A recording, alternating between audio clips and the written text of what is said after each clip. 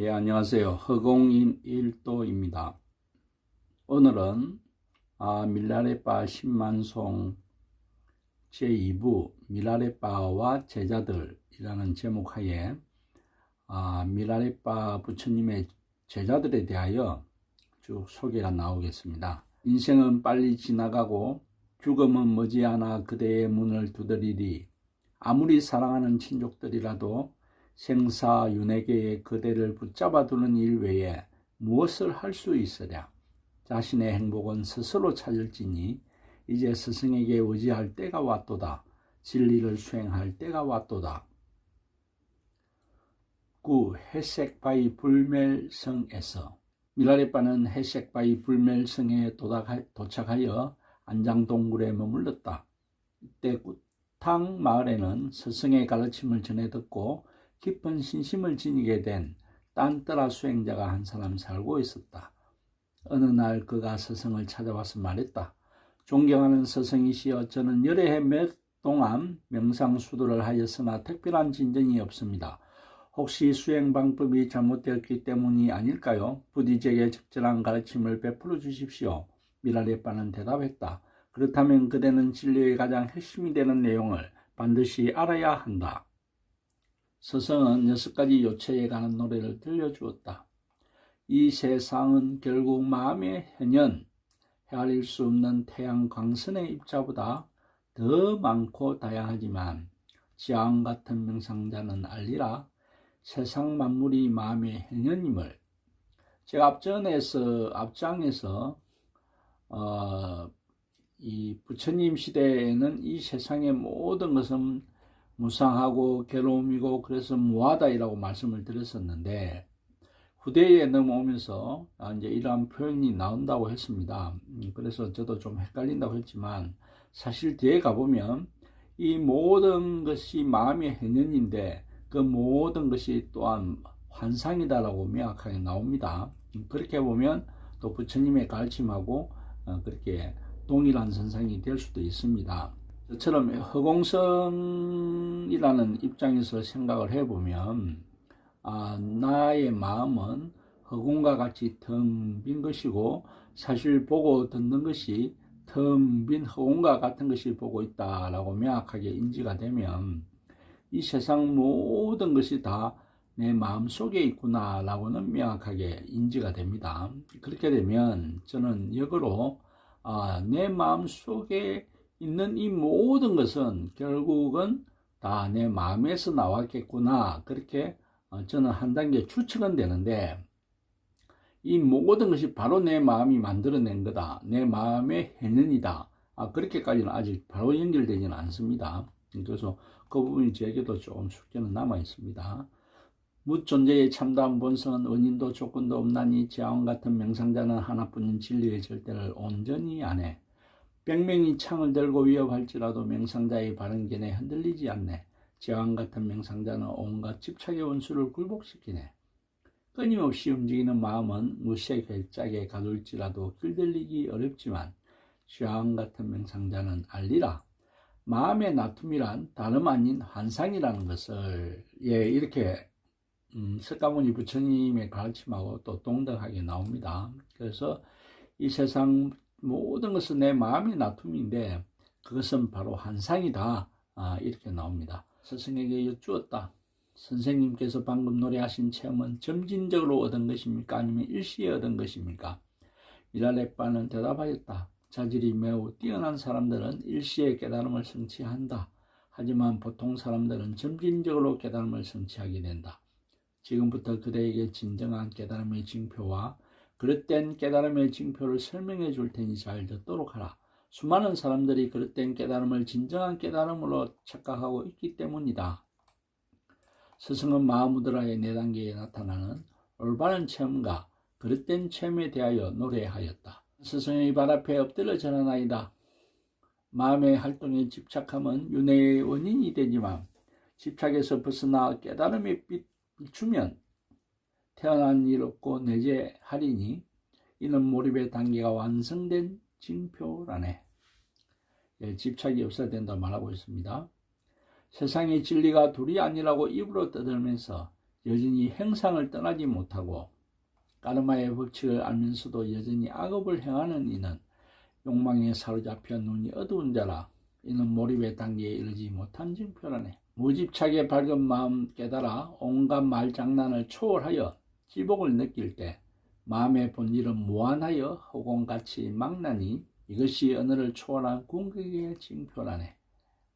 입으로는 문자를 여위었다고 떠들면서도 여전히 이것이니 저것이니 공언하거나 언어를 넘어선 단계를 설명하면서도 여전히 지식을 쌓은 이는 자아에 집착하는 그릇된 명상자. 이는 언어를 초월한 단계에 이르지 못한 징표라네. 이것과 저것이 다르지 않고 한결같이 텅 비어 있음이 진리의 궁극적인 속성이니 윤회세계 열반세계 따로 있을 리 없고 중생과 부처가 다르지 않네. 이는 불보살이 천명한 바이니 일미에 이르는 징표라네. 만물이 하나라고 말하는 이는 여전히 분별하고 있나니 한결같은 마세의 단계에 이르지 못한 징표라네. 이런 부분은 너무 또 집착해도 공부하시는 분들이 장입니다. 누구나 다 성인들이 만물이 하나라고 합니다. 그렇지만은 여기서 특별히 이렇게 말씀하신 것은 그렇게 집착하지 말라라는 뜻입니다. 번뇌가 곧 지혜이고 원인과 지혜는 둘 다 같은 것. 이는 자신 속에 상주하는 삼신불의 깨달음이니 이는 무위에 이르는 징표라네. 자신 속에 상주한다. 이런 단어가 나중에 되면 좀 더 나올 것으로 보입니다. 입으로는 무위를 떠들면서도 마음은 여전히 동요하거나 깨달음을 말하면서도 스스로는 어둠에 갇혀 있나니 이는 무위의 단계에 이르지 못한 징표라네. 제자는 감탄하며 외쳤다. 참으로 놀라운 가르침입니다. 이제 저희 같은 어리석은 사람들을 위하여 부디 육바라밀다의 실행에 관하여 설법해 주시지 않겠습니까? 미라레빠는 응답하여 다음과 같이 노래하였다. 위대한 스승들의 발 앞에 엎드려 절하나이다. 재물과 부는 풀이 패 이슬과 같나니 수행자는 기꺼이 이를 떠나네. 인간의 몸 받아 태어나기 어렵나니 눈동자를 보호하듯 가르침을 지켜서 귀중한 몸을 티없이 맑게 하라. 분노는 사막도에 떨어지는 원인이네. 목숨을 걸고서라도 화를 내서는 안 되리라. 게으르면 자신도 남도 이롭게 할 수 없나니 노력하여 착한 일 힘써 행하라. 사납게 날뛰며 방황하는 마음으론 대성의 진리를 알 수 없나니 몰두하는 힘을 길러야 하리라.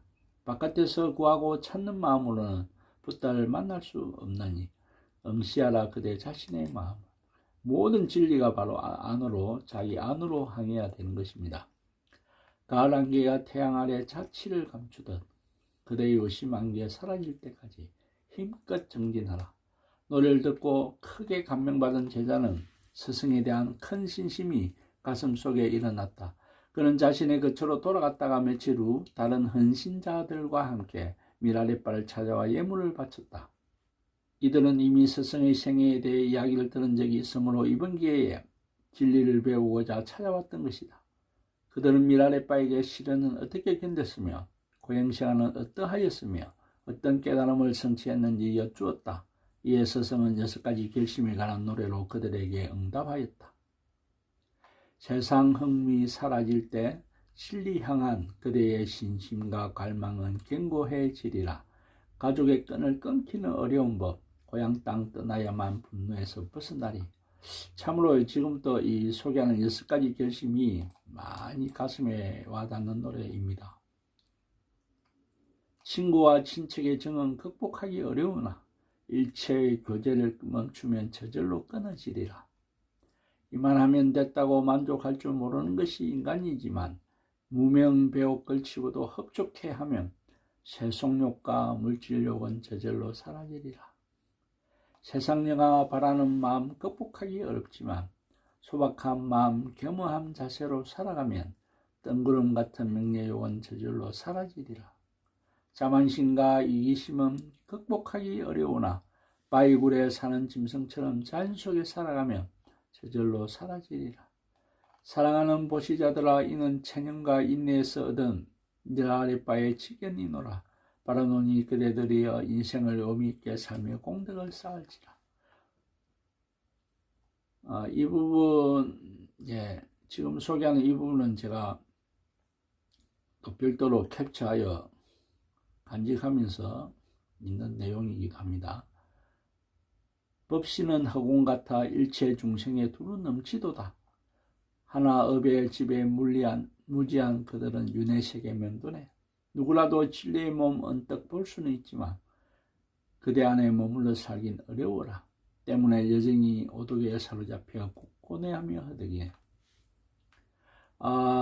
이 허공성이 자신의 본 모습이라는 걸 알게 되면 이 우주 전체가 바로 자기 허공성이다. 분명히 그렇게 느끼게 됩니다. 신이 우주 전체에 편재되어 있다.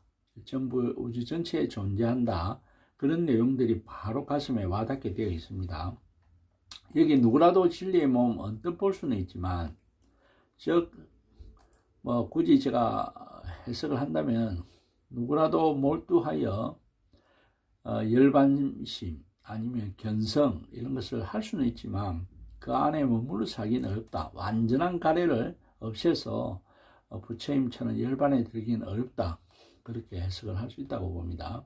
그래서 누구든지 아주 순간 몰두하는 그런 힘으로 열반 묘심을 아무것도 없는 그 허공성을 한번 볼 수는 있겠습니다. 그렇지만 봤다는 것은 겨우 그냥 수행의 첫 단계인 수다운가 정도에 머무는 것이고 실제로 가래를 완전히 끊어야만이 열반에 들 수가 있는 것입니다. 깨달음이 견고하다면 감각기관과 의식이 자유로이 활동해도 거기에 집착하지 않으리니 하여 영원히 삼신과 하나가 되네. 이를 일러 완전한 깨달음의 확신이라 하네. 수행의 초보자는 명상에 들고 나며 두 상태를 오가지만 부동의 마음진이 명상자에겐 들고 남이 따로 없으라. 이런 수행력이 다른 모양입니다. 명상의 명정한 상태에도 집착 없는 육근은 작용하나 나는 삼신을 여의지 않노라.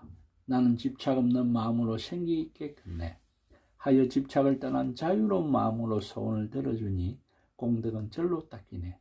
현자는 허공 같은 명상을 어찌 수행해야 할지 잘 알기에 늘상 행하는 일 어느 것에도 집착하지 않네.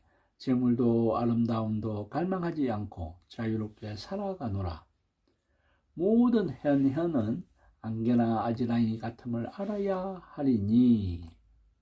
이것도 부처님의 가르침과 같은 말씀입니다. 일체 중생을 제도키로 서원했을지라도 모든 존재의 나툼은 호수에 비친 달 그림자일 뿐이에요. 참 내 마음에서 모든 것이 현현 나타났는데 그 나타난 모든 것은 결국은 무상하고 괴로움의 원인이고 무아이다. 왜? 조건 지어져서 나타났기 때문에. 무엇을 조건으로 나타난 거죠? 나타난 것은 내 마음이 있어야만이 나타난다는 거잖아요. 내 마음에서 나타났으니까. 그래서 내 마음을 조건으로 나타난 모든 현현 자체는 다 무상하고 환상이다. 그러면 내 마음은 조건 지어져 나타난 것이 아닌가요? 내 마음은 조건 지어서 나타난 것이 아니고 태초에 그렇게 존재한 것입니다. 태초에 하나님이 있었다. 태초에 마음이 있었다. 그걸로 끝인 것입니다. 왜 태초에 하나님이 계셨냐? 왜 태초에 마음이 있었냐? 그렇게 질문하는 사람은 여전히 분별을 찾아서 헤매는 사람입니다. 인간의 육신은 마법의 한영이네. 매임없이 바라보면 자유의 날개를 얻게 되나니 하여 진흙탕에 핀 지순한 연꽃처럼 순결하게 살아가노라. 마음은 빈 하늘처럼 우주에 편재하니. 이 부분이 제가 허공성을 느끼며 명확하게 안다고 말씀드렸습니다. 법신으로서 만상을 비추며 모든 것을 알고 밝히네. 하여 나는 손바닥의 수정처럼 만물을 바라보네. 태초에 어떤 것이 온바도 없고 중간에 어떤 것이 뭔바도 없으며 마지막에 어떤 것도 간바가 없나니 참 마음은 일어남도 사라짐도 없네. 과거 현재 미래야 한결같이 상주하네. 태초에 바로 마음이 있었다. 그 하나로 다 끝나는 이야기입니다. 강대한 마음은 하늘같이 깨끗하네. 붉은 구름 흰 구름 절로 사라지고 지수 하풍은 흔적조차 없네. 삼라만상에 편지하는 마음은 허공과 같아서 불생의 세계와 분리된 적 없으며 삼계 항한 윤회 길을 끊어버리네. 이를 일러 완전한 깨달음의 확신이라 하노라. 예, 제 마음에서 모든 것이 나타나고 없어지지만 나타났다고 할 것도 없으며 없어졌다고 할 것이 없다. 왜? 그 근본이 내 마음 허공성이 제대로 알면 그렇게 무생법인을 깨닫게 됩니다. 예. 명상자가 이를 깨달으면 육신을 떠나 바로도로 들어갈 때 모든 공덕을 완성하게 되리라. 심오한 가르침을 이해한 자는 어머니의 빛과 아들의 빛을 하나로 합치네. 행여 합치지 못하였다면 본래 지인인 대지혜로 바로도의 몽한 신을 한이의 지순한 몸으로 저는 인식할 수 있으리라. 이것은 조금 저의 지견을 좀 뛰어넘는 부분입니다만은 제가 어떤 내용인지 알 수는 있습니다. 우리가 부처님과 같이 아니면 이런 밀라레바 부처님과 같이 우리 백봉 선생님과 같이 그렇게 마음의 본 모습을 이렇게 툭 깨달으신 분은 항상 정정에 들어 있습니다. 그것을 이제 어머니의 빛이라고 합니다. 그 열반무심이 아주 정막한 그 정정에 들어 있으면서 있지만 이 사람을 만나면 대화도 해야 되고 또 수행도 해야 되고 그럴 때에 그 아무것도 없는 텅 빈 정정에서 이 지혜를 하나 또 나타내야만이 이 사회생활이 됩니다. 사람도 만날 수가 있고. 그래서 근본적인 부처님이 마지막에 들어가는 그 열반묘십을 본각이라고 본다면 지금 그 본각에서 지금 하나 더 지혜를 내어서 이 현상계를 만들어내고 있는 것입니다. 그래서 이 두 가지를 합칠 줄을 알아야 된다. 그렇게 저는 이해를 하고, 보신조차 그림자와 같아 실제하지 않음을 안다면 어찌 길을 잃으리. 이는 한치도 어김없는 명상자 미라레빠의 확신이네. 우리가 부처님은 그렇게 말씀하신 적이 없지만 후대에 오면 법신, 보신, 화신 그렇게 이야기를 합니다. 그 삼신이라고 그러죠. 청정법신, 비로자나불. 그래서 그거는 바로 우리 열반묘심의 자체를 텅 비고 아주 정막한 그 열반모심의 자체를 청정법신이라고 이야기를 합니다. 원만보신이라는 것은 거기에서 지혜를 나타낸다고 저는 생각을 합니다. 그 청정한 거기에서 청정한 지혜를 하나 만들어냅니다. 그 다음에 이 청정한 지혜의 움직임에 따라서 이제 실질적인 현상계의 화신을 만들어내게 됩니다. 그래서 깊이 공부를 하신 분은 그 삼법신이 다 사실은 하나다. 또 그렇게 이야기를 하고 또 하나이면서 또 다르다.